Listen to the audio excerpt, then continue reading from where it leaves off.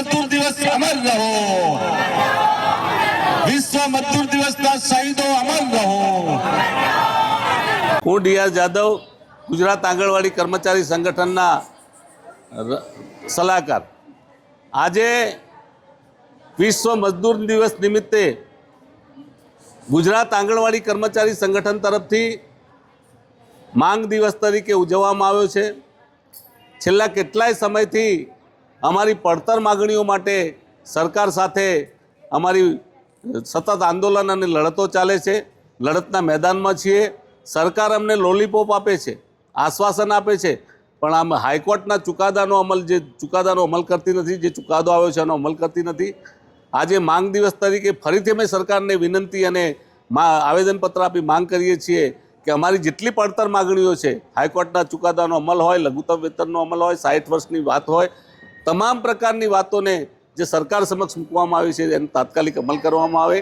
અને આંગણવાડી બહેનો જે કુપોષણ માટે આખા ગુજરાતમાં જબરજસ્ત કામ કરી રહી છે, સરકારની આબરૂ વધારે છે, તો એ માટે આંગણવાડી કર્મચારી બહેનોને તમે કાયદેસર જે મળવાપાત્ર હોય તમામ આપો. અને આજના માંગ દિવસનું સમર્થન તમે અમારા આંગણવાડી કર્મચારીઓ જે કર્યું છે એટલા માટે તમે આ તમામ પ્રકારની માગણીઓ સ્વીકારો, એટલા માટે આજે અહીં માંગ દિવસ તરીકે ઉજવવામાં આવ્યો.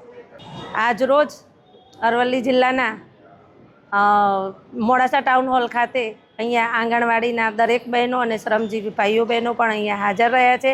આજે 1 મે વિશ્વ મજૂર દિવસ તરીકે આજે સમગ્ર દેશની અંદર જ્યારે આ દિવસ ઉજવાઈ રહ્યો છે, ત્યારે આપણે 1 મે ગુજરાત સ્થાપના દિવસ નિમિત્તે અને આજે માગણી દિવસ નિમિત્તે પણ અહીંયા અમે બધા હાજર છીએ. સતત 2 મહિનાથી અમે અમારા માંગણીઓ લઈને આ આંદોલન ઉપર છીએ અને આ આંદોલન અમે હજુ અમારા ચાલુ જ છે. વચ્ચે અમારી સરકારશ્રી જોડે વાટાઘાટો થઈ હતી, પરંતુ અમારી માંગણીઓને સંતોષવામાં આવી નથી. ખાલી અમને મોબાઈલ આપવામાં આવ્યા છે, પરંતુ અમારી જે મુખ્ય માંગણી હતી કે અમારા વેતન વધારો કરવામાં આવે, સરકારે જે અમને લઘુત્તમ વેતન બાંધ્યું છે એ લઘુત્તમ વેતન આપવામાં આવે, પણ આજ દિન સુધી હજુ સરકારે અમારું કોઈ લઘુત્તમ વેતન જાહેર કર્યું નથી. તો સરકારશ્રીને વિનંતી કે હવે ચૂંટણી પૂરી થઈ ગઈ છે તો સત્વરે અમારું કોઈ એક વેતનમાં વધારો કરવામાં આવે. અને જે ઓનલાઈન કામગીરી અત્યારે હાલ અમે બંધ કરી છે, છેલ્લા 5મી માર્ચના રોજથી ઓનલાઈન કામગીરી બંધ છે, જેની અંદર અમે પોષણ ટ્રેકરની હાજરી અને વજન ઊંચાઈ કરી રહ્યા છીએ બાળકોની. બાકીની જે કામગીરી છે અમે ઓફલાઈન રજિસ્ટરો નિભાવી રહ્યા છીએ.